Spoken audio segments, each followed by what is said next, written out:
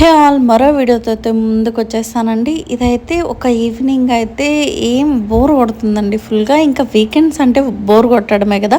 So that ఇలా అయితే మేమైతే బోండా వేసేసుకున్నాము. ఇప్పుడైతే మీకు ప్రాసెస్ అయితే చూపించేస్తాను. ఈజీగా అయితే చేసుకునేసేయండి. ఫస్ట్ అయితే ఆనియన్, కొత్తిమీర, పచ్చిమిర్చి అయితే తీసుకున్నానండి కట్ చేసుకునేసి.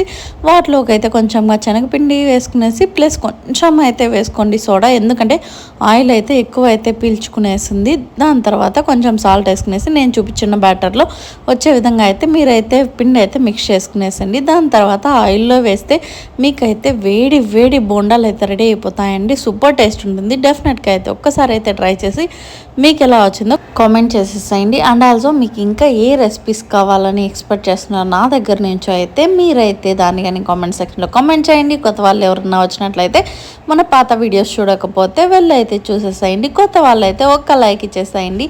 మరిన్ని ఇలాంటి వీడియోస్ కోసం అయితే ఏం చేయాలి, సబ్స్క్రైబ్ చేసుకోండి. Follow for more videos. Bye guys.